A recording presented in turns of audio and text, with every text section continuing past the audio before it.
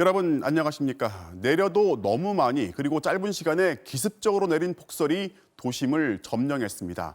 그 바람에 어제 퇴근길 도로는 차들이 걷는 것보다 느렸고 오늘 아침이 돼서야 퇴근했다는 증언이 속출했습니다. 미끄러지고 부딪히고 밤사이 서울 도심은 그야말로 대혼란이었습니다. 손하늘 기자가 어제 퇴근부터 오늘 출근까지 그 현장의 한복판을 취재했습니다. 3.8cm의 기습 폭설이 쏟아진 직후 서울 강변북로에 나가봤습니다. 내린 눈에 차선은 보이지 않습니다. 들어선 지 10분 만에 도로는 꽉 막혔습니다.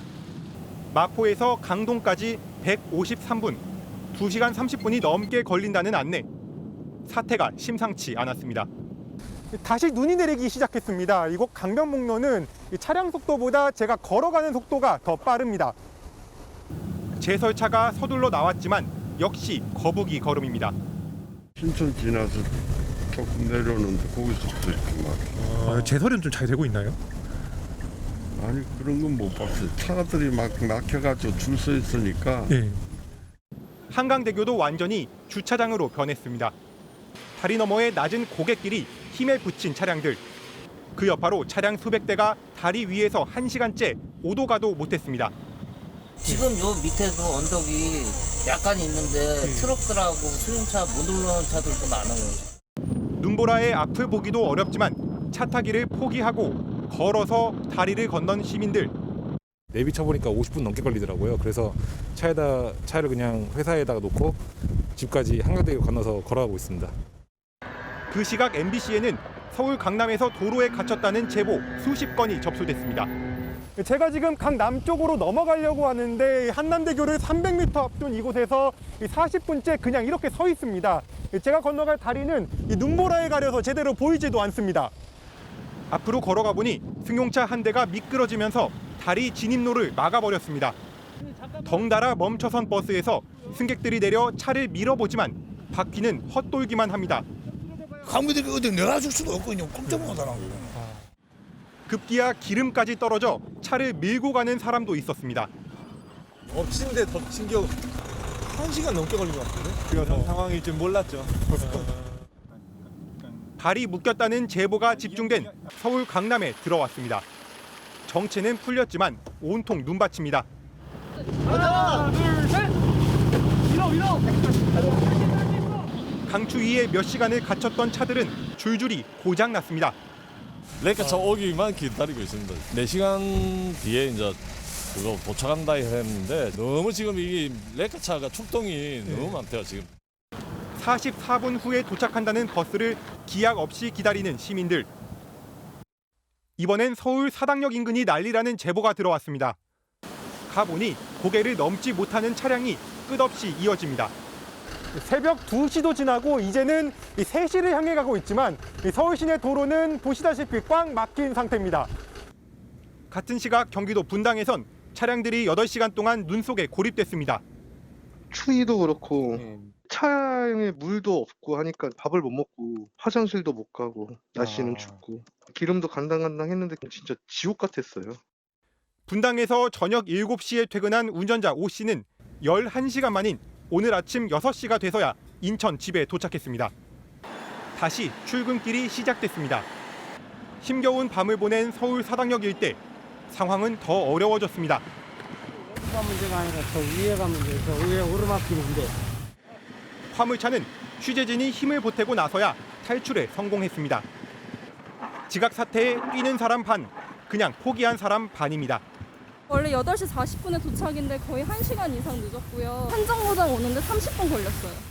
하루 종일 기온이 영하 10도 아래에 머문 오늘 출근 전쟁을 치렀던 시민들은 또다시 쉽지 않은 퇴근길에 올랐습니다.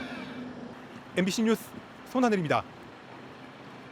네, 시청자의 제보도 잇따랐습니다. 사고 영상은 물론이고 함께 차를 밀어주는 보기 좋은 풍경도 있고 도심에 이렇게 스키와 스노보드까지 등장했습니다. 이재민 기자가 종합했습니다.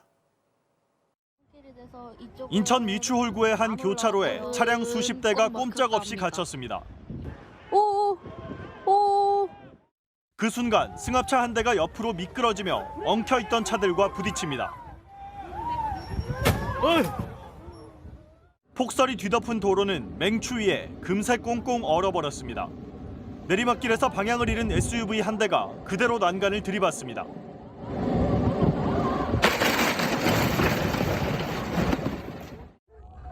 버스 사이에 낀 승용차는 무기력하게 미끄러지고 시민들은 대중교통 대신 걸음을 택했습니다. 평소 차로 5분이면 갈 거리를 1시간 반이 지나도 가지 못하자 결국 버스에서 내린 겁니다.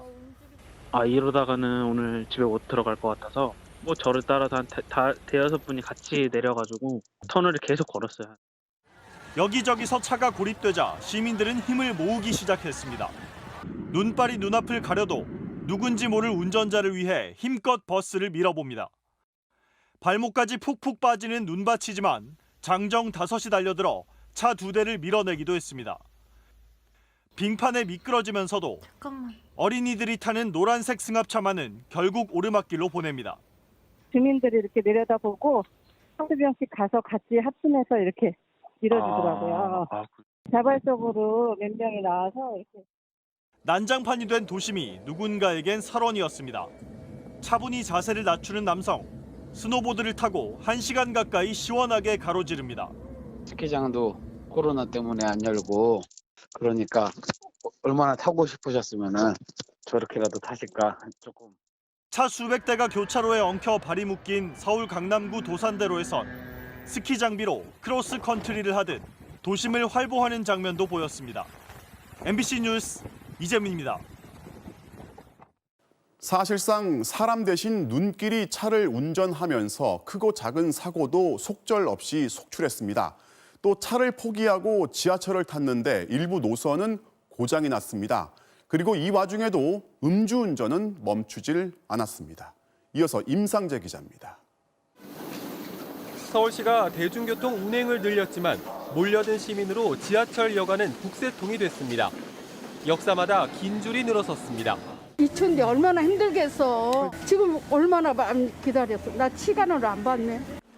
오전 8시쯤 4호선 기름역에선 당구계획 열차 한 대가 고장나 지하철이 1시간 이상 지연 운행됐습니다.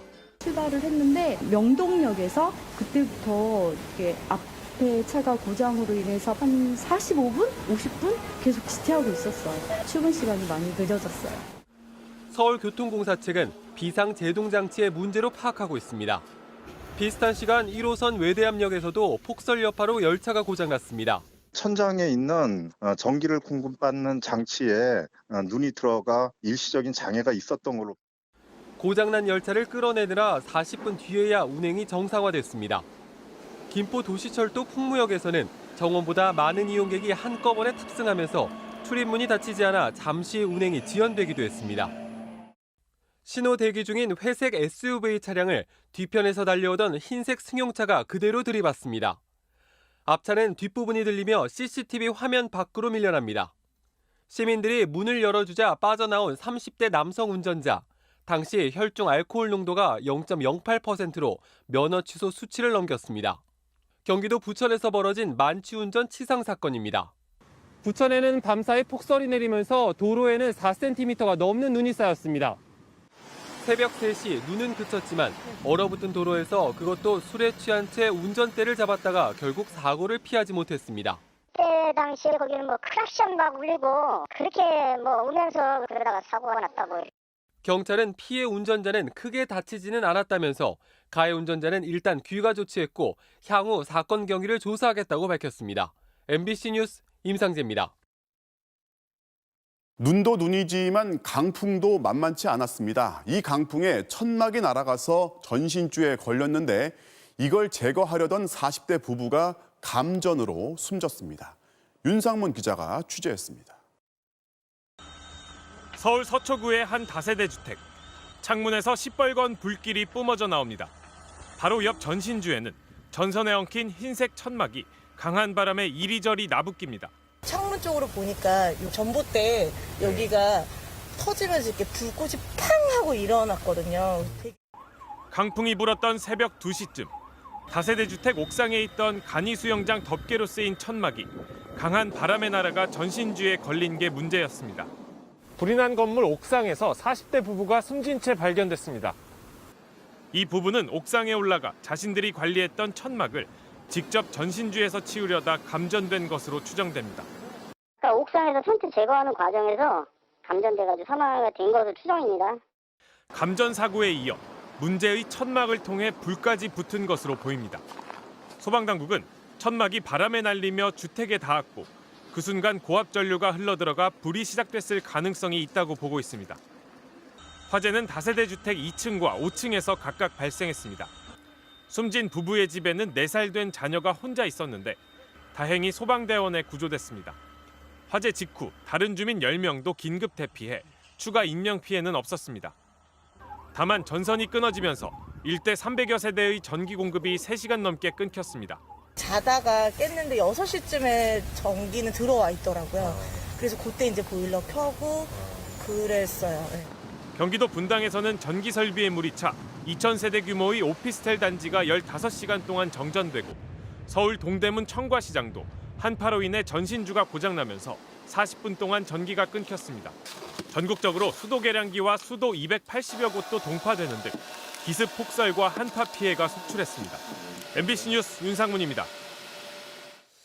네, 폭설 구름은 남쪽으로 이동해서 중부, 남부, 제주까지 두꺼운 눈으로 덮었습니다. 눈길 사고가 잇따랐고 거센 눈보라에 뱃길과 하늘길도 끊겼습니다. 김한수 기자가 취재했습니다. 화물차 앞부분이 형체를 알아볼 수 없게 찌그러졌습니다. 철제 난간이 엿가락처럼 휘었고 도로 곳곳에는 충돌한 대형 트레일러와 승용차가 뒤섞여 있습니다. 오전 11시 50분쯤 영암 강진간 고속도로에서 10톤급 대형 트레일러가 멈춰서면서 뒤따라오던 차량 5대가 잇따라 눈길에 미끄러져 사고가 났습니다. 트레일러 차량에 가다가 미끄러져가지고 이렇게 뒤에 그게 떨어져 버린 거예요. 그다음에 정체돼 있는 차들을 또 포토가 뒤에서 추돌하고 2대 부딪혀가지고. 대설특보가 내려진 광주 전남 지역에선 10cm 넘는 눈이 오는 곳이 많았고 도로 위에선 크고 작은 미끄럼 사고도 속출했습니다. 이 상태가 그냥 온도가 내려가 버리면 이제는 내리면서 같이 얼어버려. 힘들죠. 새벽부터 시작된 폭설로 모든 것이 하얗게 변했습니다. 인도와 차도 중앙선까지 잘 구분되지 않습니다. 남원에서는 25톤 화물차가 난간을 뚫고 도로 아래로 추락하기도 했습니다. 고갯길과 뱃길도 통제됐습니다.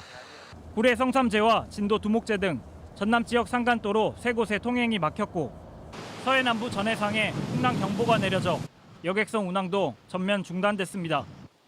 영하의 날씨를 보기 어려운 제주 역시 거센 눈보라에 뒤덮였습니다. 도심 신호등이 부러지고 시내버스가 고립되는가 하면 제주공항에선 항공기 100여 편이 결항됐습니다. 기상청은 전남 서해안을 중심으로 다음 주 월요일까지 최대 30cm의 눈이 더 내릴 것으로 봤습니다. MBC 뉴스 김한수입니다.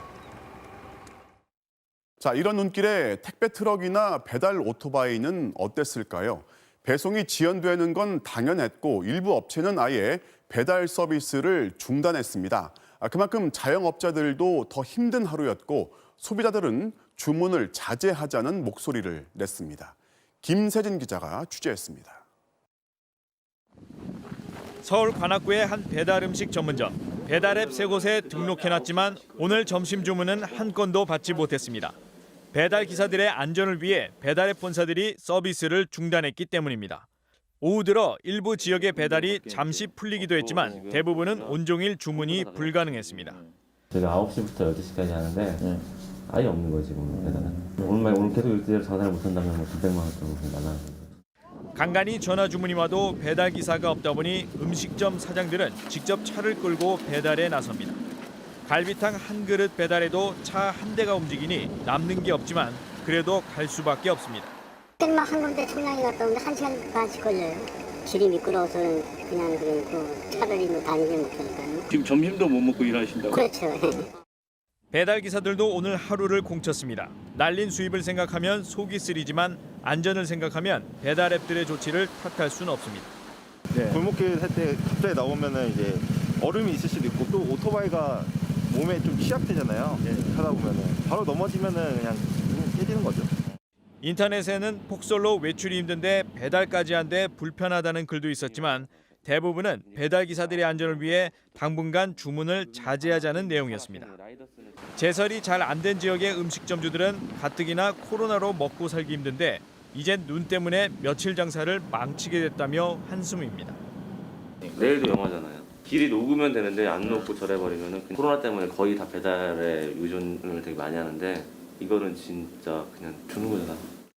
대형마트와 온라인 쇼핑몰들의 배송도 곳곳에서 지연되고 있는 가운데 평소의 30-40% 수준에서만 주문을 받고 있습니다.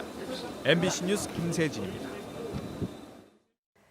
오늘 미국은 이게 미국이 맞나 싶은 장면들의 연속이었습니다.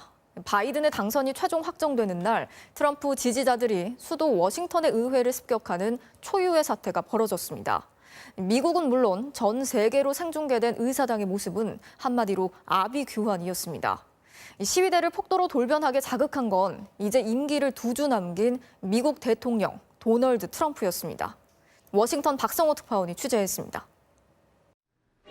의회로 행진하던 시위대는 목적지에 다다르자 뛰기 시작했습니다. 바리케이드를 힘껏 밀어 틈을 벌리더니 의사당 경내를 가득 메웠고 몇몇은 벽을 타고 기어 올랐습니다. 마치 적진의 성을 함락이라도 한 듯 깃발 펄럭이며 트럼프의 승리를 외쳤습니다. 약탈자들처럼 유리창을 깨고 들어가 의사당 안을 활보하며 회의장까지 차지했습니다. 바이든을 대선 승자로 최종 인증하려던 회의는 중단됐고 부통령과 의원들은 근처 군 기지 등으로 대피했습니다. 사상 초유의 의회 습격 사태, 바이든 당선인은 시위가 아닌 반란이라며 트럼프 대통령이 수습하라고 요구했습니다. I call on President Trump to go on national television now to fulfill his oath. 트럼프가 오전 유세에서 지지자들에게 사실상 과격 시위를 선동했기 때문입니다. We're going to walk down to the Capitol. You have to show strength and you have to be strong. 시위대가 의회에서 좀처럼 떠나지 않자 경찰이 밀기 시작했습니다. 최루탄을 계속 발사하면서 해산을 시도했습니다. 주 방위군 1000여 명이 투입되면서 의사당 내부는 4시간 만에 진압됐습니다. 이 과정에서 여성 1명이 경찰의 총에 맞는 등 4명이 숨졌고 52명이 체포됐습니다. 워싱턴 DC는 대통령 취임식이 열리는 오는 20일까지 비상사태를 선포했습니다. 워싱턴에서 MBC 뉴스 박성호입니다. 자, 앞서 보신 것처럼 성조기를 휘날리며 의회에 진입한 시위대는 의장석을 밟고 오르는가 하면 의장 책상에 드러눕기도 했습니다. 총소리가 울려 퍼지고 폭력이 난무하면서 전쟁터와 다름이 없었는데요.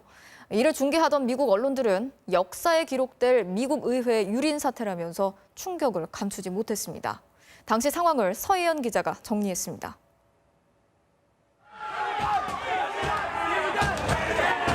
시위대가 의사당 내부 유리창을 격렬하게 부숩니다. 한 여성이 창문을 통과하는 순간 총소리가 울려 퍼졌고 총을 맞은 여성은 그대로 쓰러져 숨졌습니다. The second that she climbed through the window, she got shot like right in the neck area, fell backwards. 하지만 시위대는 멈추지 않았습니다. 의사당 정문을 온몸으로 밀고 들어가 창문을 부수고 내부에 진입합니다. 통로를 혼자 막고 있던 경찰은 시위대의 기세에 뒷걸음쳤고 흥분한 시위대는 소화기를 뿌리며 의사당 건물에 난입했습니다. They broke the glass. Everybody stay down. Get down. 당시 본회의장에선 바이든 당선인의 대선 승리를 확정하는 회의가 진행되던 상황. 경찰은 의자로 바리케이트를 쌓은 뒤 권총을 겨누며 시위대의 진입을 저지합니다. 겁먹은 의원들은 본회의장 의자 밑에서 숨을 죽인 채 몸을 숙였습니다. We were actually trapped in the House chamber at that time, had been trapped because the mob closed off the stairwells and had surrounded the chamber. 결국 진입에 성공한 시위대는 의기양양하게 의장석까지 점거했습니다. 회의는 중단됐고 의원들은 엄호를 받으며 급히 대피했습니다. Where are we going? Rayburn. On the ground. 시위대는 미국의 역사적 위인들 동상이 전시된 기념홀에서 마치 점령군처럼 행진하는가 하면 낸시 펠로시 하원 의장 사무실에서는 책상 위에 발을 올리고 사진을 찍는 여유까지 부렸습니다. 의사당 밖에서도 폭동은 계속됐습니다. 취재진을 향해 욕을 퍼붓고 급기야 방송사 카메라를 발로 짓밟기까지 했습니다. 미국의 심장부에서 벌어진 무질서에 미국 언론들은 쿠데타, 암흑의 날이란 표현을 써가며 충격을 감추지 못했습니다. As a result, there is wreckage tonight, physical and otherwise, at the seat of the world's longest-running democracy. CNN은 트럼프의 임기가 미국인 학살로 끝났다고 했고 워싱턴 포스트는 트럼프 인기의 충격적 종말을 보여줬다며 한탄했습니다. MBC 뉴스 서혜연입니다.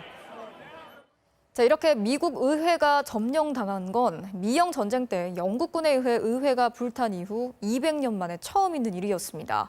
자, 그것도 현직 대통령이 점거를 사실상 부추긴 데 대해서 전직 대통령, 전현직 정치인들까지 트럼프에 대한 규탄과 민주주의에 대한 우려를 쏟아냈습니다. 이어서 나세훈 기자가 취재했습니다. 각 주의 선거인단 투표를 통해 대통령 선거를 인증하는 상하원 합동회의.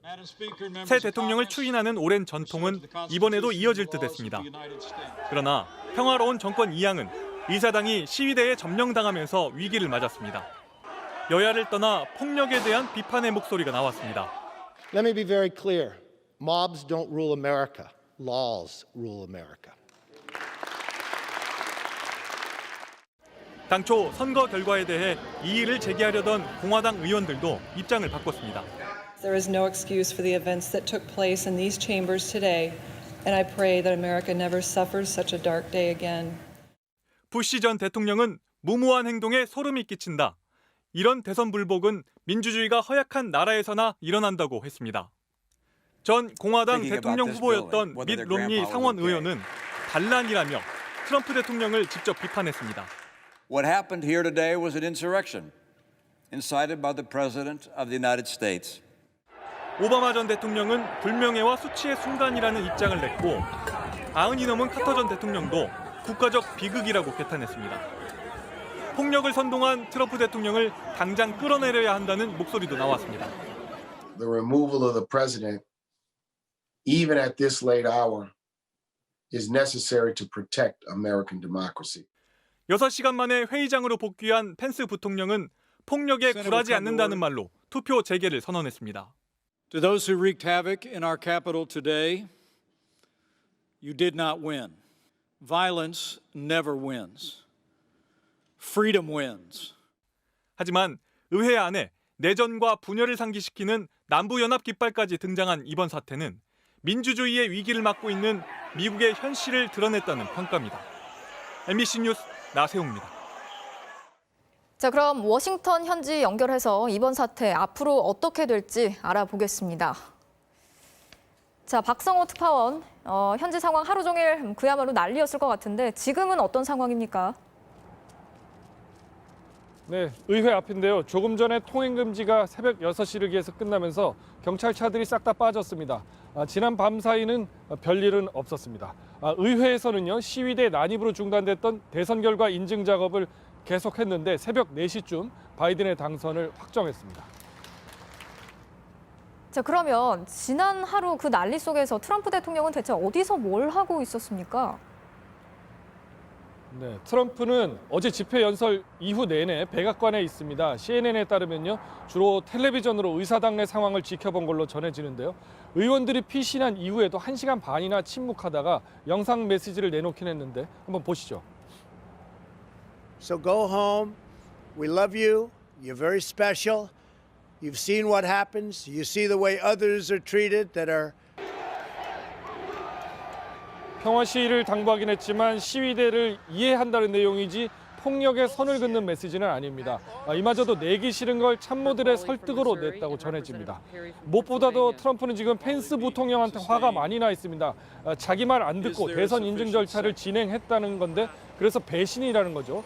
펜스는 용기가 없다 트위터에 적어서 부통령까지 공개 저격했습니다. 예, 지금 트럼프가 폭력 시위에 책임이 있다는 비판이 공화당 내에서도 높은 상황이고 탄핵 얘기까지 나오고 있거든요. 실제로 어떤 조치가 취해질 수 있는 겁니까? 네, 남은 임기 2주 그 전에라도 대통령직에서 끌어내리자 이런 논의가 공화당 지도부하고 일부 장관들 사이에서 오갔다 이런 보도가 나오고 있습니다. 수정헌법 25조를 발동해서 대통령이 직무 수행할 수 없으니까 부통령이 승계하도록 하자 이런 건데요. 강요들의 과반수가 의회에 그런 것을 서면으로 통보하면 상원에서 표결로 정합니다. 마침 민주당이 상원 다수당이 되긴 했으니까 산술적으로 불가능하지는 않죠. 민주당 의원들 사이에서는 탄핵을 추진하자 이런 얘기도 나왔습니다. 그래서인지 트럼프 대통령 꼬리를 내렸습니다.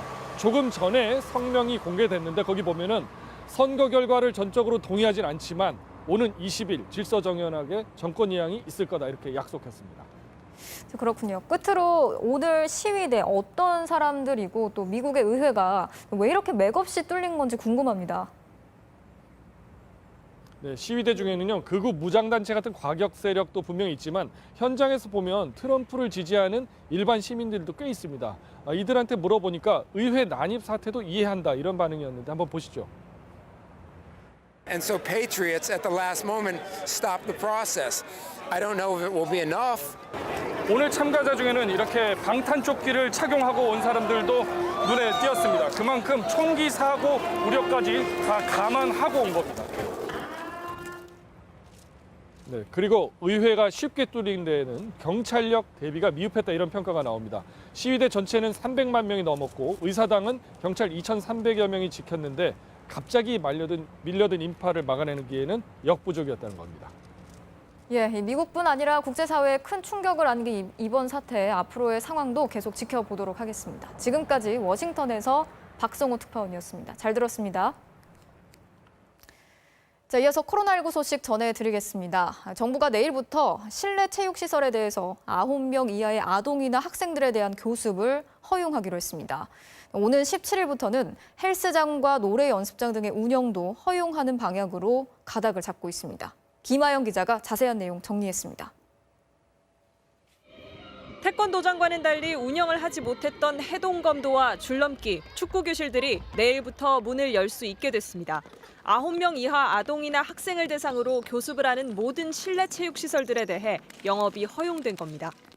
그나마 그런 부분에 대해서는 일단 낫죠. 왜 이게 일률적으로 안 되고 그리고 이렇게 할 바에는 처음부터 그냥 아예 실제적으로 하실. 하지만 헬스장과 필라테스처럼 이용자 대부분이 성인인 다른 실내 체육시설들의 반발은 계속 이어졌습니다. 키즈반 없이 성인들만 운영하는 센터들이 사실상 거의 대부분이고요. 250명 중에서 3명을 운영하기 위해서 제가 문을 열게 되면은 전기세도 안 나오는 형태지만 이에 대해 정부는 일단 돌봄 공백을 메우기 위해 아동을 대상으로 한 교습시설이 먼저 문을 열게 해줬다고 밝혔습니다. 그리고 거리두기 연장 조치가 끝나는 17일 이후 헬스장, 노래 연습장 등 집합 금지가 장기화된 업종들도 운영을 허용하는 쪽으로 검토하고 있다고 전했습니다. 형평성에 어긋나거나 현장의 수용성이 떨어지는 방역 기준은 곧바로 보완하겠습니다. 다만 몇 시까지 그리고 몇 명까지 영업을 허용할지 등 세부적인 방역 수칙은 현장의 목소리를 반영해 결정할 예정입니다. MBC 뉴스 김아영입니다. 자, 일본은 오늘 코로나19 확진자가 7,000명을 넘어서면서 또다시 최대 기록을 세웠습니다. 일본 정부는 결국 9달 만에 다시 긴급 사태를 선언했습니다. 음식점과 주점의 영업시간을 저녁 8시까지로 제한하는 게 핵심인데 참여업소엔 우리 돈으로 하루 63만 원씩을 지급하기로 했습니다. 도쿄에서 고현승 특파원이 취재했습니다. 일본 정부가 도쿄도 등 수도권 4개 지자체에 한 달간 긴급 사태를 선언했습니다. 国民の命と暮らしを守ることを第一に、都道府県と緊密に連携をしながら、何としてもこの感染拡大を食い止めるべく対策を進めてまいります。 대책의 핵심은 음식점 등의 영업시간 단축입니다. 음식점과 주점, 가라오케 등의 휴업을 하거나 저녁 8시까지만 영업을 해달라고 요청했습니다. 特に感染防止に効果が高いと指摘されている飲食店の時間短縮について20時に前倒しをお願いすることなど 이를 지키는 업소엔 하루 6만 엔, 우리 돈 63만 원을 지급하기로 했습니다. 재원의 80%는 정부가 부담합니다. 일본엔 전염병으로 휴업을 강제할 법이 없기 때문이기도 하지만 정부가 영업 단축을 요청했으니 보상도 정부가 해야 한다는 취지입니다. 지난해 11월 휴업된 보상금이 하루 2만 엔, 연말 연시엔 4만 엔이었는데 참여율을 높이기 위해 지원금도 더 올렸습니다. 실제로 후지TV가 조사한 도쿄 한 상점과의 음식점 21곳 중 20곳이 참여 의사를 밝혔습니다. 飲みに来る人もいらっしゃらないんで、やっぱり、開けてても意味がない。売り上げの半分ぐらいは応援してもらえば、なんとか生き延びると思うんだよね。 지원과 처벌이 동시에 이뤄져야 효과를 거둘 수 있다는 지적도 있어 영업 단축을 거부하면 업소명을 공개하고 과태료 60만 엔을 부과하는 법 개정도 추진하기로 했습니다.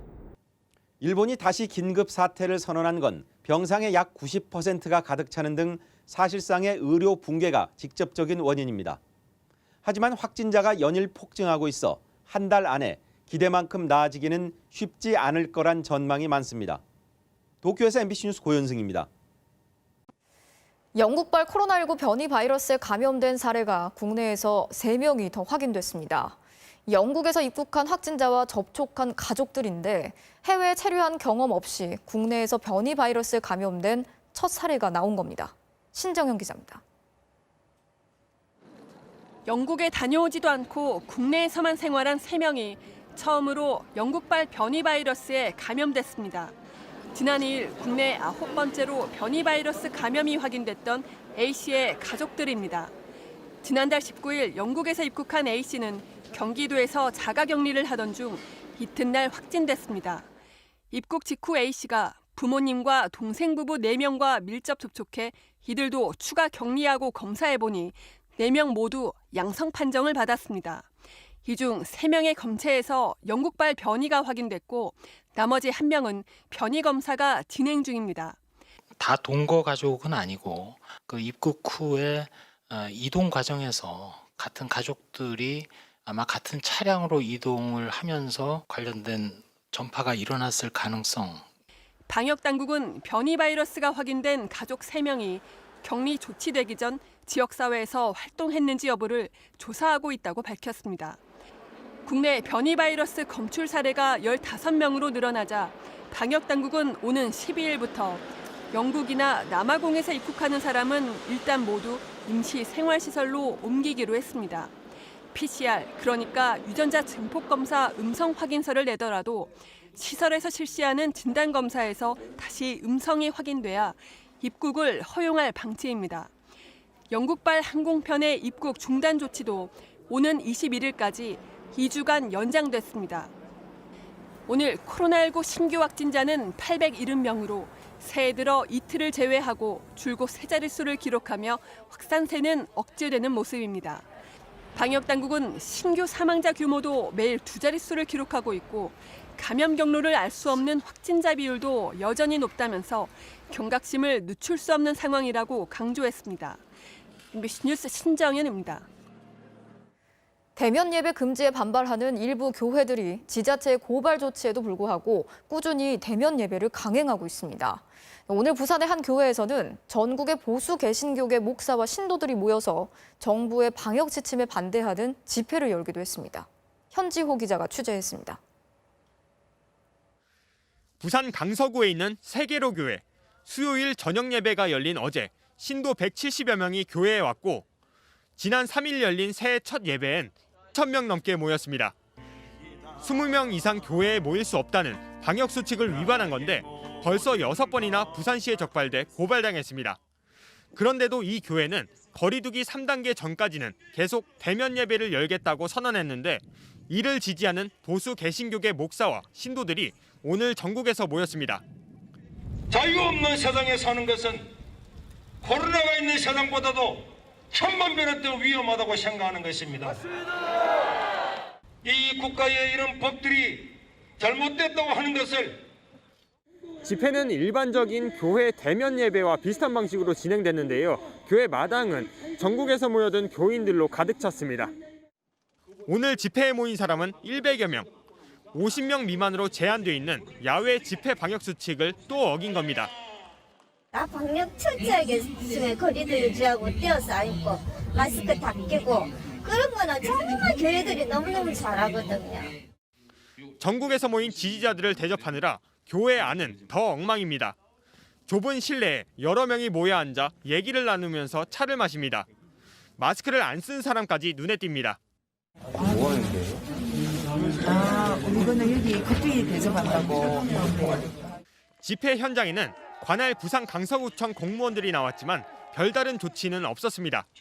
앞서 6번이나 대면 예배를 적발하고도 강서구청 측은 고발은 물론 집합 금지 행정명령도 내린 적 없습니다.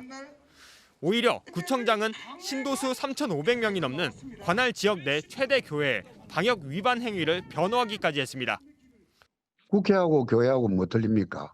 그것도 몇백 명이 있잖아요. 종교시설 중에도 크기가 좀 틀리다 보니까 큰 교회를 20명으로 하는 거는 좀 무리가 있지 않느냐 하는 좀 생각이 있어서 보수 개신교계 490여 개 교회 모임은 대면 예배를 제한한 방역 조치가 헌법에 보장된 종교 자유를 침해한 것이라면서 행정소송을 제기하기로 했습니다.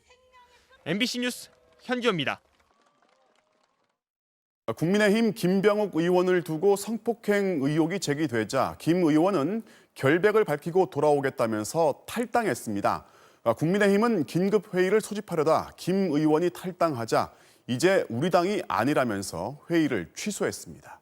이기주 기자입니다. 인턴 성폭행 의혹이 제기된 국민의힘 김병욱 의원이 탈당을 선언했습니다. 김 의원은 오늘 당에 부담을 주지 않기 위해 탈당한다. 결백을 밝힌 후 돌아오겠다는 짧은 입장문을 내놨습니다. 앞서 유튜브 채널 가로세로 연구소는 김 의원이 국회의원 보좌관 시절이던 지난 2018년 10월 경북 안동의 한 호텔에서 다른 의원실 인턴 비서를 성폭행했다는 목격담을 방송했습니다. 김 의원은 유튜브 방송 직후 전혀 사실이 아니다. 강력한 민형사상 조치를 취하겠다고 밝혔는데 하루 만에 돌연 탈당한 겁니다. 김 의원은 동료 의원들에게는 억울하다는 입장을 밝혔고 의원실 앞에서 마주친 MBC 취재진에게도 더 이상 할 말이 없다는 입장을 보였습니다.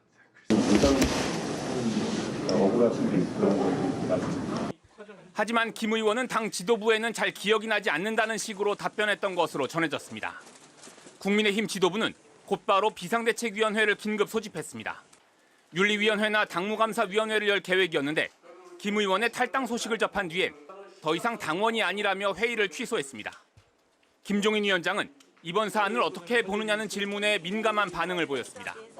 김병욱 의원 사안을 어떻게 좀 보고 계신가요? 뭘 어떻게 봐? 김병욱 의원 관련된 사안을 어떻게 좀 보고 계십니까? 뭘 어떻게 봐? 당내에서 이런 성 관련된 의혹이 제기됐는데 좀 어떻게 좀 판단을 하시나요, 위원장님께서? 뭐를 판단을 해? 민주당 소속 단체장들의 성추문으로 보궐선거가 촉발됐다고 비판해 왔는데 그 선거를 앞두고 국민의힘 내부에서 성폭력 의혹이 제기된 데 대해 곤혹스러움이 역력합니다. MBC 뉴스 이기주입니다.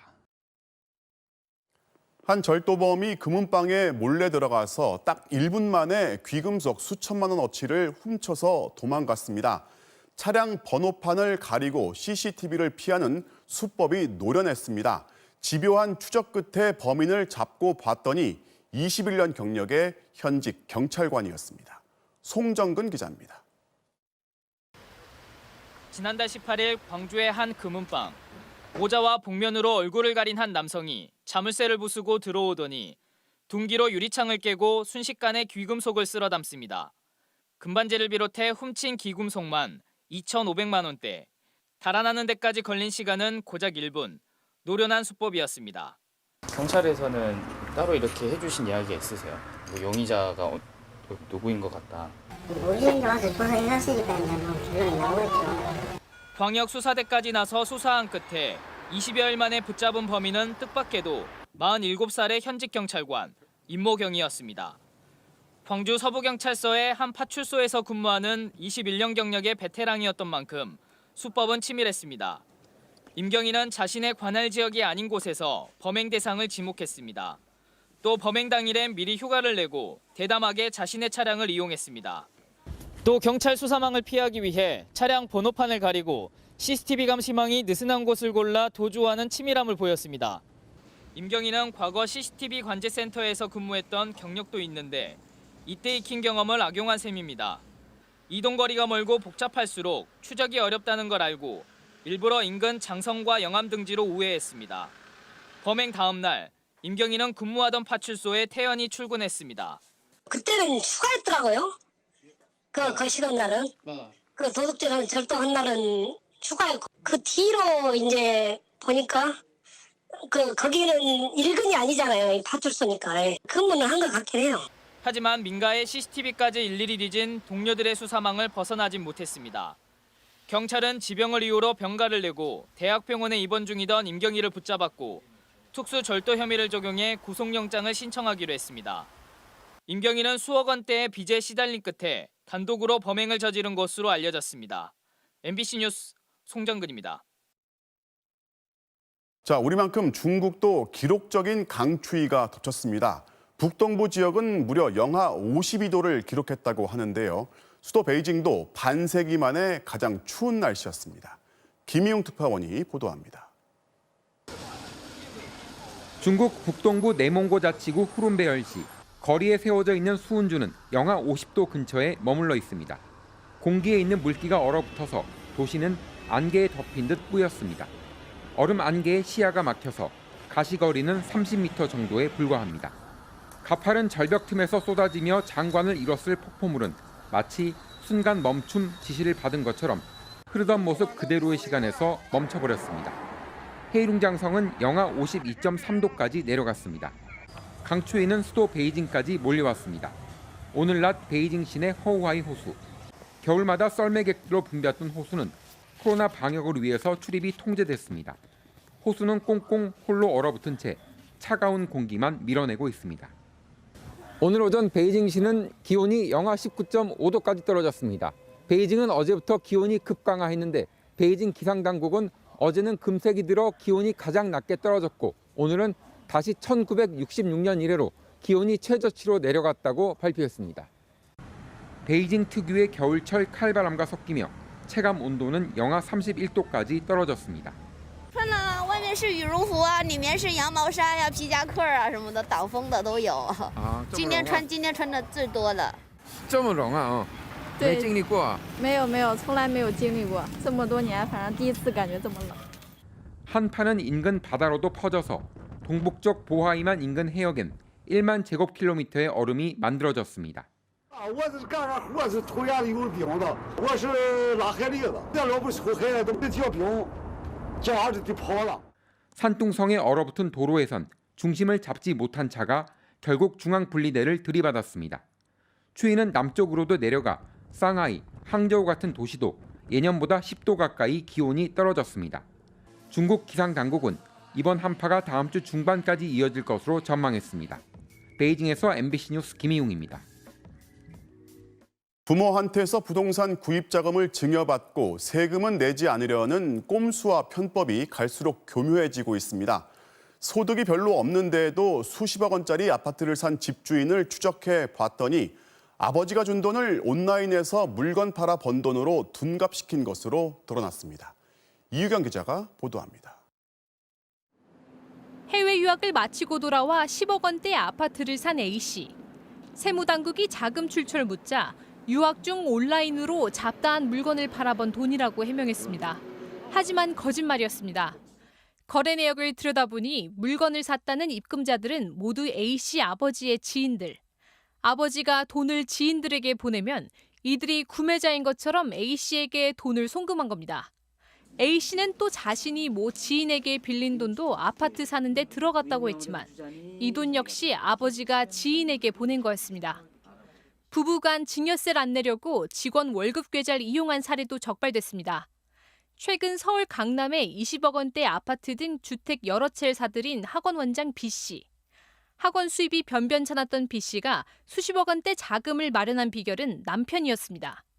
금융업에 종사하는 남편이 학원 직원들 계좌에 월급보다 많은 돈을 보내면 직원들이 월급을 뺀 나머지 액수를 B씨에게 돌려준 겁니다.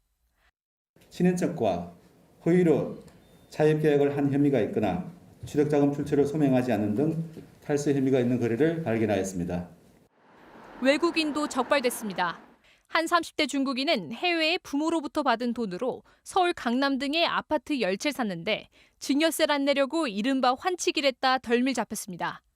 국세청은 이처럼 부동산 구입 과정에서 증여 사실을 숨기거나 매출을 축소해 신고한 임대사업자 등 탈세 혐의자 350여 명에 대해 세무조사에 착수했습니다. 국세청은 특히 증여세 탈루 의심 사례의 경우 본인은 물론 자금을 빌려준 사람까지 조사하고 빌린 돈의 경우엔 본인이 직접 갚는지를 끝까지 확인할 거라고 강조했습니다. MBC 뉴스 이유경입니다. 동국제강 포항 공장에서 50대 배송기사가 리프트에 끼어 숨진 안타까운 사고 소식 어제 전해드렸죠. 유족들에 따르면 고인이 생전에도 해당 리프트의 고장이 잦아서 무섭다고 말해왔었지만 문제의 리프트는 점검 대상조차 아니었던 것으로 드러났습니다. 박성아 기자가 취재했습니다. 지난 4일 오전 7시 20분쯤 식자재 배송기사 57살 허모 씨는 동국제강 포항공장의 화물용 리프트에서 머리가 끼어 숨진 채 발견됐습니다. 사고 현장에는 안전요원이나 관리자도 배치되지 않았습니다.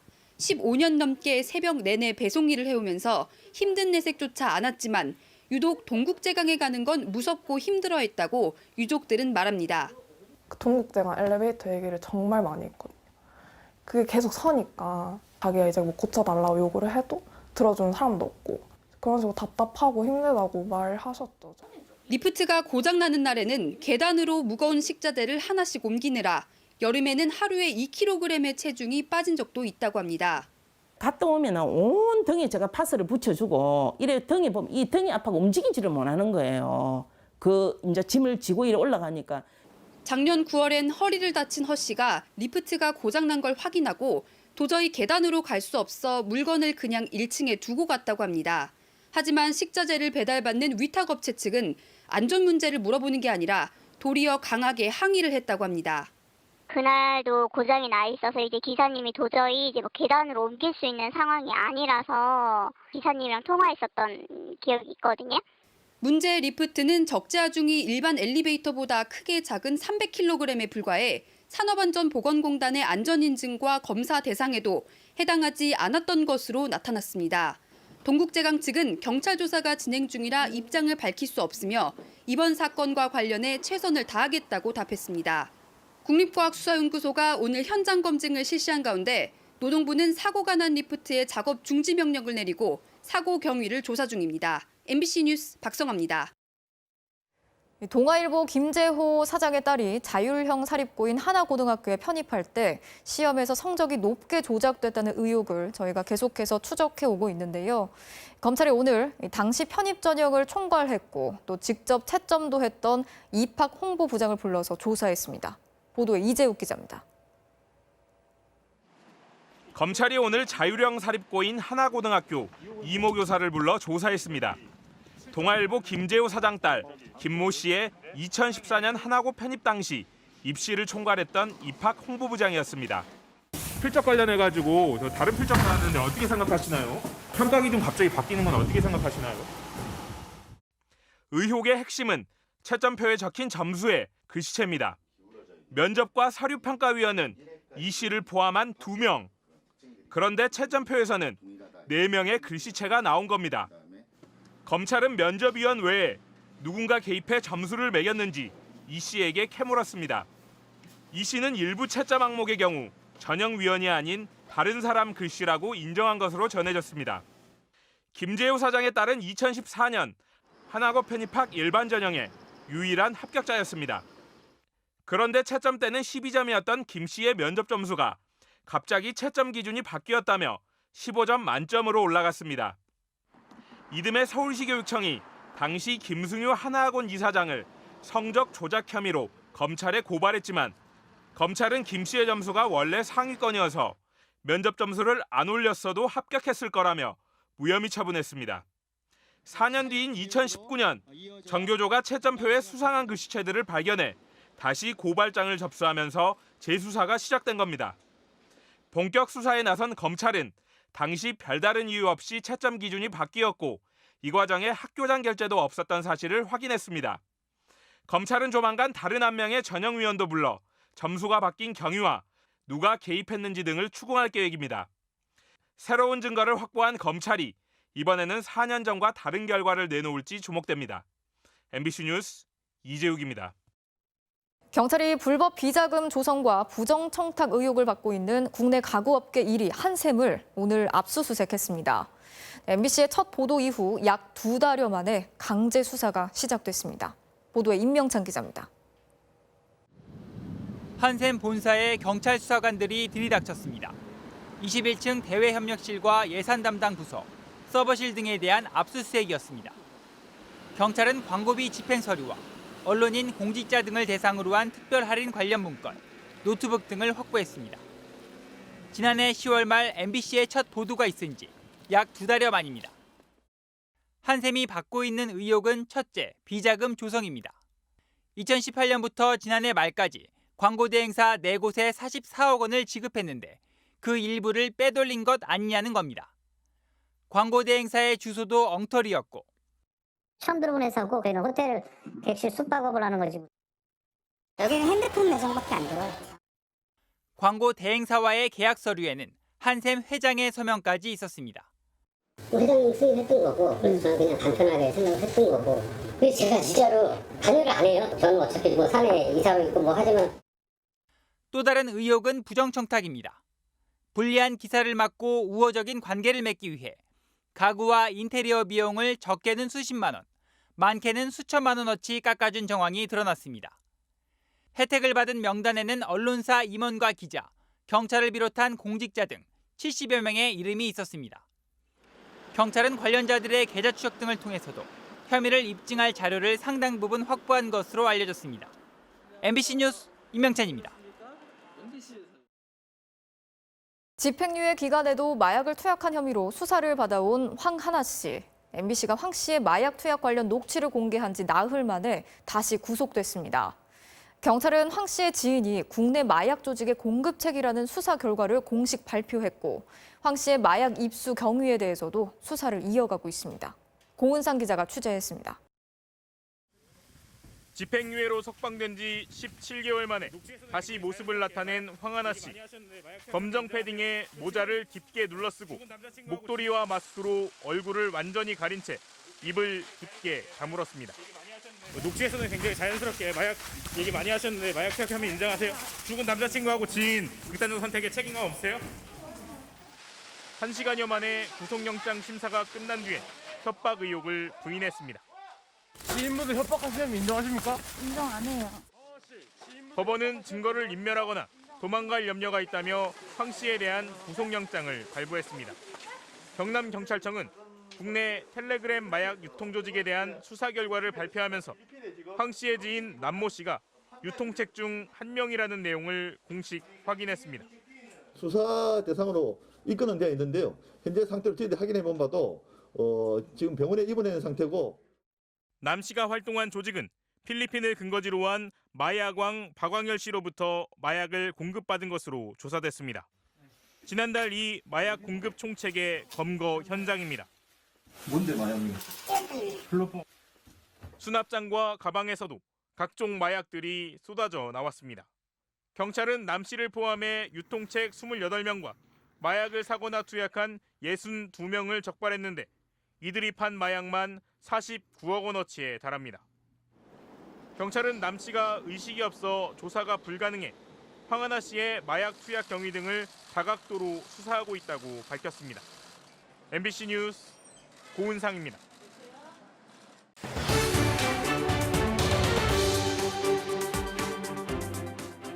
종합주가지수 코스피가 3,000을 넘었습니다. 1980년 100이었던 주식시장의 몸집이 41년 만에 30배 커진 겁니다. 89년에 1000, 2007년에 2000, 그리고 13년이 흘러 3000선까지 올랐습니다. 2000선을 넘긴 게 외국인과 기관, 즉 큰 손의 덕이었다면 3000 돌파는 온전히 개인 투자, 이른바 동학개미의 힘이었습니다. 동학개미는 작년에만 코스피와 코스닥에 64조 원을 퍼부었고 해가 바뀌면서 그 열기는 더 뜨겁습니다. 주식으로 돈 벌었다는 이들이 늘면서 앞다투어 경쟁하듯 뛰어들고 있는 건데요. 코스피 3000 마냥 웃을 일인 건지 김민찬 기자가 보도합니다. 서울 망원시장. 이곳에서 20년 넘게 건강식품을 파는 고종진 씨는 지난해 처음 주식 계좌를 만들었습니다. 코로나로 매출은 계속 떨어지는데 주변 상인들이 주식으로 돈 벌었다는 얘기에 투자를 결심한 겁니다. 큰 돈 아니고 그냥 여태까지는 관망만 했었는데 조금이라도 좀 사보고 싶었어요. 이 시장의 동학개미는 고 씨만이 아닙니다. 건어물 가게 사장님은 2달 전 주식을 시작했고 족발집 사장님은 주변에 주식 투자를 권하고 있습니다. 솔직히 주변에 이제 안 하고 있는 사람들이 좀 불쌍해요. 왜 저러고 있을까 그러는 생각이 들어요. 이제 직장인들도 주식을 안 하면 손해보는 느낌입니다. 맞벌이 부부가 요즘에 애들 키우다 보면 남는 돈이 그렇게 많지는 않은데 주식 쪽이 오히려 수익률이 더 낮다고 판단을 하고 새해 들어 주식 거래 대금이 하루 40조 원을 웃도는 가운데 매일 10만 개의 주식 계좌가 새로 개설되고 있습니다. 코스피 3000 시대, 일각에선 코스피가 3000대에 안착할 거다, 3500까지도 갈 수 있다고 하고 반대편에선 거품이다, 폭탄 돌리기라고 우려합니다. 각각 근거가 있는데요.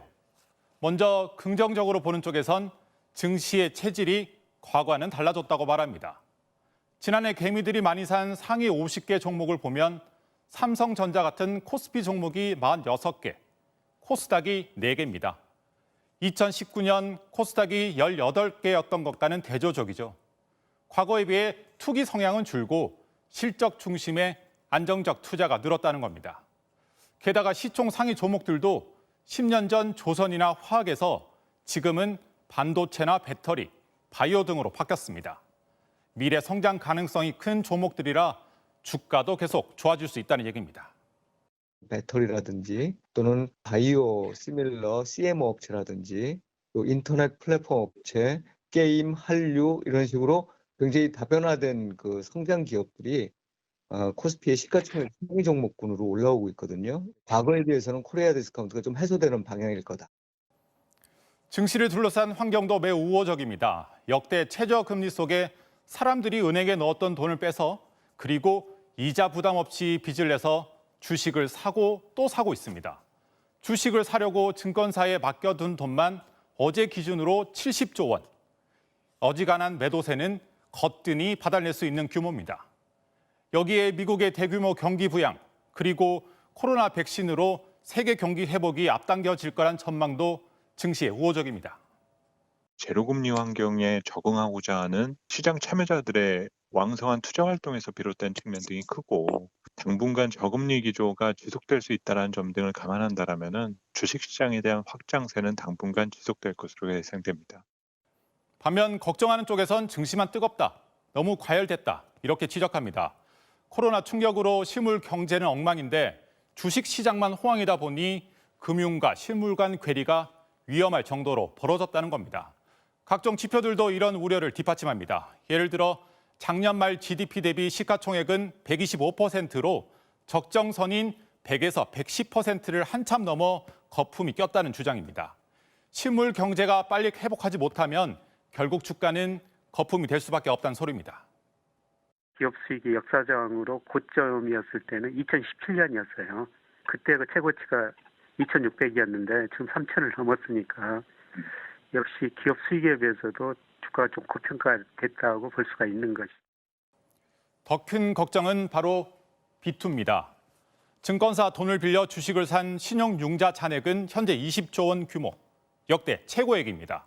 신용대출도 사상 최대폭으로 늘어 지난해 증가한 신용대출은 33조 원으로 주택담보대출에 맞먹습니다. 이 가운데 상당액은 주식 투자용으로 추정됩니다. 경기가 회복되어지고 그래서 금리를 올릴 수 있는 상황이 도래하게 되면 또 시장은 바뀔 수가 있기 때문에 그 점은 항상 머릿속에 염두를 하시는 것이 필요한 투자자의 자세가 아닐까 싶습니다. 코로나 불경기 속에 개막한 주가 3천의 시대. 앞으로의 전망에 대해선 시각이 갈리지만 동학개미들이 결국 승리하려면 비투나 한탕주의가 아닌 장기적 안목의 가치 투자가 필요하다는 데는 의견이 일치하고 있습니다. MBC 뉴스 김민찬입니다. 오늘 설악산의 체감 온도는 영하 48도였습니다. 그런데 내일은 오늘보다 더 춥다고 합니다. 기상청은 서울이 내일 아침 영하 18도까지 떨어질 거라고 예보했습니다. 정영훈 기자입니다. 오늘 서울의 아침 기온은 영하 16.5도로 올겨울 들어 가장 낮았습니다. 남부지방도 대부분 영하 10도 안팎까지 떨어졌습니다. 칼바람의 체감 온도는 더 낮았습니다. 영하 29.4도를 기록한 설악산의 체감 온도는 영하 48도까지 떨어지기도 했습니다. 낮에도 강추위는 계속돼 서울의 낮 최고 기온은 영하 11.5도로 낮 기온으로는 20년 만에 가장 낮았습니다. 한강에선 곳곳에 얼음덩어리가 보이기 시작했는데 이번 주말에는 결빙 구간이 더욱 늘어날 것으로 예상됩니다. 강력한 한파에는 적도 부근 동태평양 수온이 낮아지는 라니냐 현상도 한몫했습니다. 라니냐가 발달하면 한반도 동쪽에 대규모 저기압이 버티게 되는데 이 저기압이 시계 반대 방향으로 돌면서 북쪽 찬 공기를 끌어내리는 데 힘을 보태게 됩니다. 내일은 한파가 절정에 달해 서울의 아침 기온은 영하 18도, 대전 영하 17도, 부산도 영하 12도까지 떨어지겠습니다. 이번 추위는 다음 주 중반에야 다소 누그러질 것으로 보입니다. 찬바람이 강하게 불며 일부 지역에서 아침 기온이 영하 20도까지 크게 떨어지겠고 다음 주 초반까지도 중부지방 중심으로 아침 기온이 영하 10도를 밑돌며 추위가 이어지겠습니다. 주말까지 제주도 산간에는 50cm 이상, 호남 서해안에도 20cm가 넘는 폭설이 쏟아지겠습니다. 충남 서해안과 호남 내륙에도 최고 8cm의 눈이 더 내리겠습니다. MBC 뉴스 정영훈입니다. 노동자가 숨지는 산업재해가 발생하면 사업주나 경영 책임자를 처벌할 수 있게 하는 중대재해기업처벌법. 임시국회 종료를 하루 앞두고 법사위 법안 소위를 통과했습니다. 하지만 정부, 재벌, 중소기업의 입김에 사실상 누더기 법이 됐다면서 산업재해 유가족들은 거세게 항의했고 민주당 내부에서도 우려가 나오고 있습니다. 조명아 기자가 취재했습니다.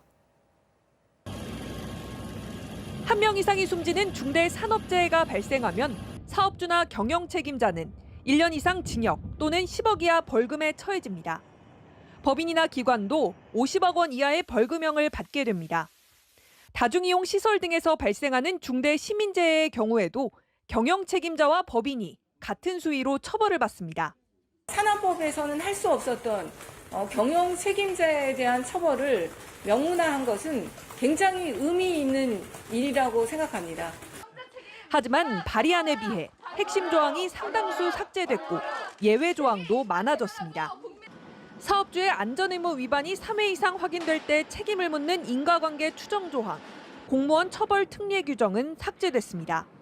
5인 미만 사업장과 소상공인, 면적 1000제곱미터 미만 다중이용업소는 처벌 대상에서 완전히 빠졌고 50인 미만 사업장은 법 적용이 3년 유예됩니다. 법 시행도 공포일로부터 1년 뒤, 처벌 규정과 징벌적 손해배상액도 원안 대비 완화됐습니다. 정의당은 법안 통과 직후 민주당 원내대표를 항의 방문하는 등 강력히 반발했고 28일째 단식 중인 산업재해 유족들도 단식을 접는 게 아니라 원점에서 다시 출발하겠다고 선언했습니다. 특히 이제 5인 미만 적용 예외와 관련해서는 이 법이 통과될 때는 국민들의 저항을 받을 것이다. 무기한 단식 농성을 다시 출발하겠습니다. 저는 여기서 한 발짝도 물러서지 않겠습니다.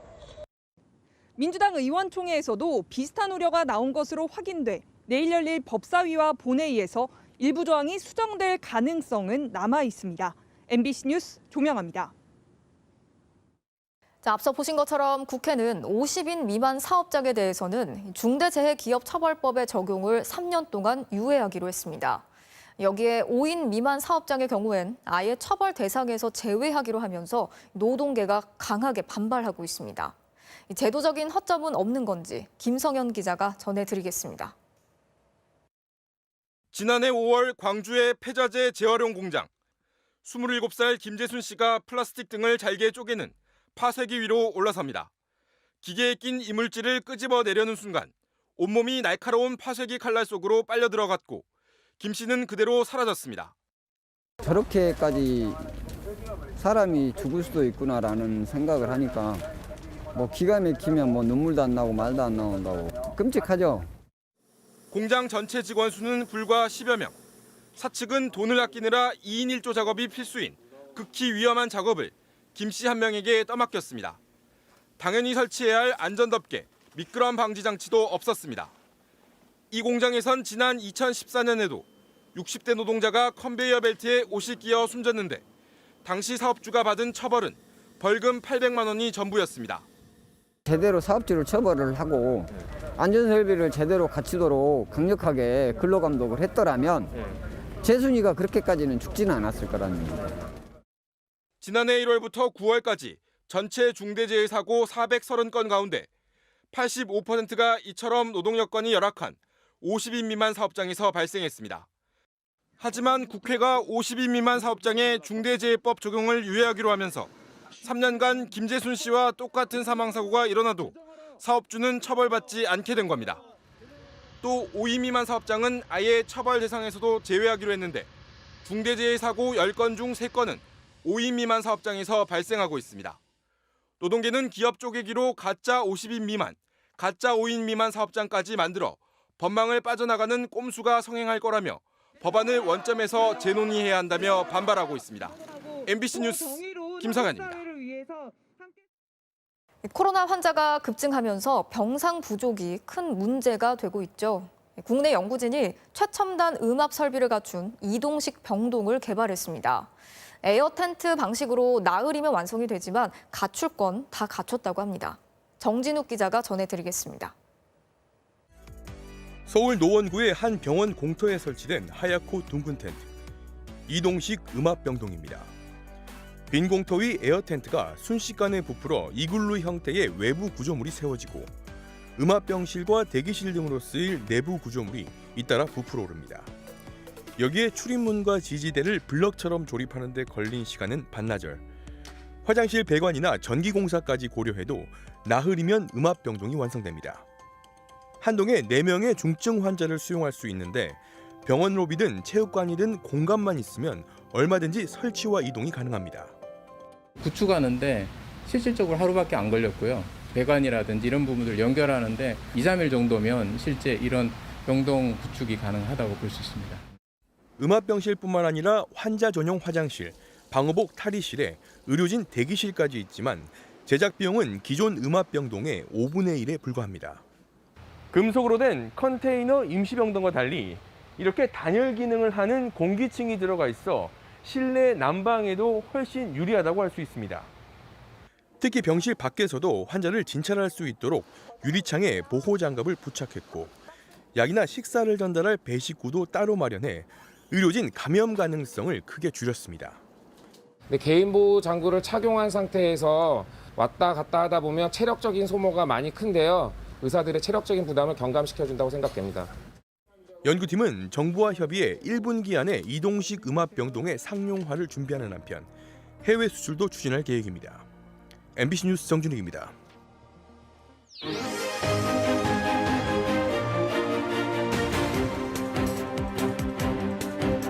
정치적 참견 시점, 오늘도 정치팀 김재영 기자와 함께 하겠습니다. 자, 오늘 준비한 소식 볼까요? 네. 사면 복당, 누구는 되고 누구는 안 되고입니다. 자, 이렇게 누구는 선택받고 누구는 그렇지 못했다는 거잖아요. 네. 오늘 이런 이슈들이 좀 있었어요. 네, 먼저 새해 첫날부터 쟁점으로 떠오른 전직 대통령 사면 문제부터 살펴보겠습니다. 네. 오늘 마침 대통령이 여야 수뇌부들과 신년 인사회를 했는데요. 어떤 이야기가 오갔는지 직접 들어보시겠습니다. 네.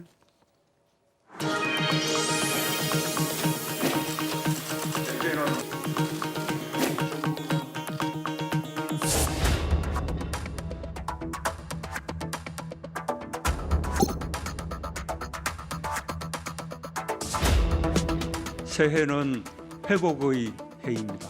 통합의 해입니다. 도약의 해입니다. 더욱 중요한 것은 마음의 통합입니다. 눈물겹게 고맙습니다. 서로를 포용하는 따뜻하면서도 강한 대한민국을 만들도록 노력하겠습니다.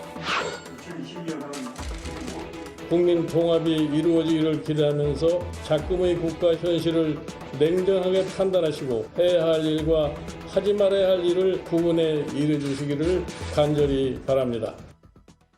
사면이라는 단어가 직접 등장하지는 않았는데 통합, 포용 이런 단어가 많아요. 네, 얼마 전에도 박병석 국회의장이 신년 기자회견을 했거든요.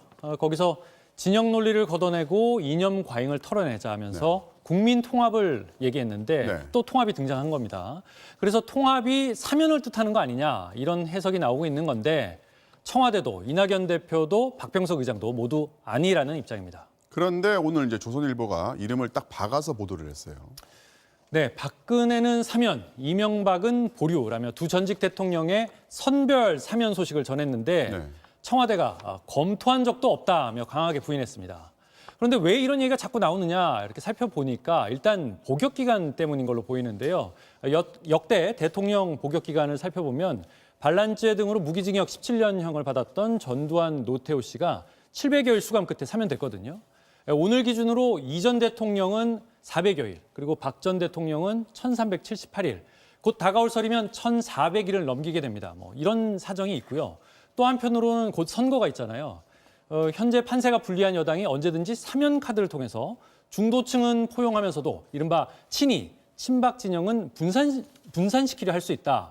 이런 의혹의 시선을 일부 보수 진영에서 갖고 있는 겁니다. 그런데 이제 청와대는 이제 선별은커녕 이제 사면 논의 자체가 없다는 입장인데 누군가는 그걸 절대로 안 믿는 거예요, 지금.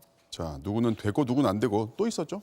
네, 이거는 이제 국민의힘 내부 이야기인데요. 오늘 무소속 김태호 의원의 복당이 결정됐습니다. 21대 총선 때 당을 떠난 의원들이 아직 더 있는데 이들은 어떻게 되느냐 궁금해지는데 관련해 김종인 위원장의 발언이 있었습니다. 직접 들어보시죠. 네.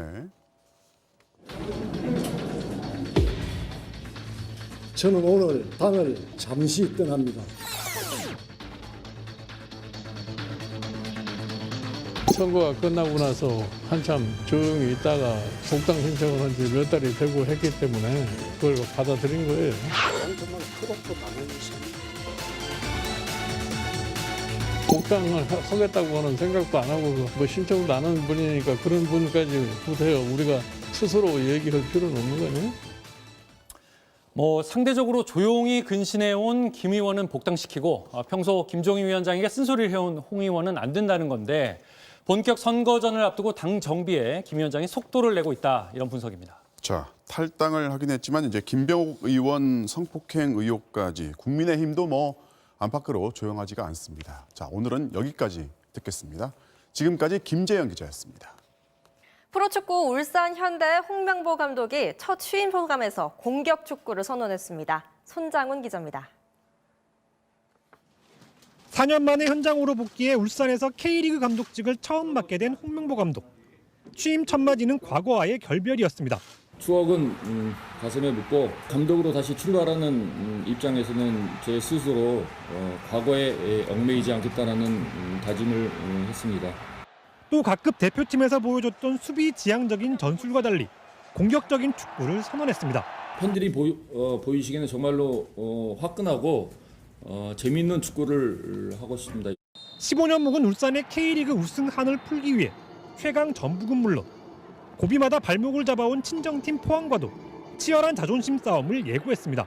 전북과의 경기는 제가 말씀드린 승점 6점의 중요성이 있는 경기라고 생각을 합니다. 절대 지지 않는다는 각오로 아시아 정상에 오른 선수들도 카리스마 대신 소통을 강조한 홍 감독에게 기대감을 나타냈습니다.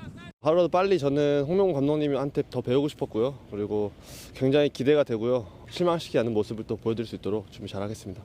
홍 감독은 국내에서 조직력을 가다듬은 뒤 이달 말 피파 전세계 편으로 클럽 월드컵에 참가해 데뷔전을 치를 예정입니다. MBC 뉴스 손장훈입니다. 프로야구 롯데의 역대급 신인 3인방이죠. 김진욱, 손성빈, 나승엽 선수가 1군 데뷔를 앞두고 당찬 각오를 밝혔습니다. 특급 자원 김진욱, 포수 손성빈, 내야수 나승엽까지 롯데의 갈증을 채워줄 신인 3인방이 화상 인터뷰에서 삼행시를 준비했습니다. 손흥민 선수보다 더 성공하는 야구 선수가 돼서 김진호라는 래퍼보다 돈 많이 벌겠습니다. 아, 보는 사람이 조금 부끄러워지는데요. 김진욱의 성격은 진지할 때도 있지만 때로는 욱할 때도 있으니까 조심하시기 바랍니다. 상대팀 선수에게 미리 보내는 경고일까요? 역시 롯진욱다운데요. 이제는 새별명도 탐난다고 합니다. 롯진욱도 정말 가분한 별명이었는데 있는데 삼진을 많이 잡고 싶어서 삼진으로 하겠습니다. 미국 진출 대신 롯데를 택한 나승엽은 팀을 위해 포지션도 바꿀 수 있다는 각오입니다. 3루수를 선호하긴 하는데 그 팀 내에서 외야수로 원하신다면 저는 상관없을 것 같습니다. 저마다 다른 목표와 꿈을 가지고 있지만 어린 선수가 아닌 것 같다라는 생각이 들 수 있게 준비 잘 해서 제가 들어가는 롯데는 외손 투수하고 빛을 발하는 해가 됐으면 좋겠습니다. 롯데에서 프랜차이즈 스타가 되는 게 제 목표입니다. 신인 3인방의 출사표에 다가올 시즌이 벌써 기대되네요. 폭설과 추위에 얼마나 고생이 많으십니까? 연초부터 북극발 한파의 통로에 놓인 중국 북동부와 한반도의 모습은 놀라우리만치 비슷한데요. 오늘 아침 베이징이 영하 19.5도까지 떨어지면서 55년 만에 가장 추웠고 황허 하류는 유빙이 둥둥 떠다닐 정도로 중국 내륙이 꽁꽁 얼어붙었습니다. 오늘 서울은 어땠을까요? 한강물도 얼어붙기 시작해서 거의 30-40m의 폭으로 거대한 얼음 덩어리가 만들어졌습니다. 이제는 북극발 한파의 중심이 우리나라 쪽으로 더 치우치면서 내일 아침 최저기온 영하 15도 아래로 곤두박질 치겠습니다. 내일 아침은 베이징보다도 서울이 더 춥겠습니다. 서울의 수은주가 영하 18도를 기록하겠고 체감온도는 영하 25도 안팎, 또 대관령은 체감온도가 무려 영하 38도까지 뚝 떨어지겠습니다.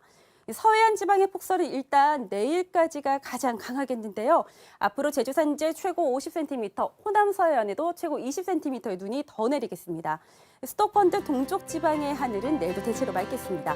아침 최저 기온은 서울 영하 18도, 대구 영하 15도까지 떨어지겠고 낮 기온도 서울 영하 10도, 광주 영하 5도에 그치겠습니다. 날씨였습니다. 우리 사회 소외된 이웃을 돕기 위한 2021 희망 나눔 캠페인에 성금을 보내주신 분들입니다. 정세균 국무총리가 금일봉을, 주식회사 명륜당 이종근 회장과 임직원 분들이 1,071만 5천 원을 보내주셨습니다. 주식회사 태양자동문 김환중 대표이사가 1,004만 원, 코베아 강혜근 회장과 임직원 일동이 1,000만 원을 기탁해 주셨습니다. 고맙습니다. 네, 1월 7일 뉴스데스크 마치겠습니다. 오늘도 함께해 주신 여러분 고맙습니다.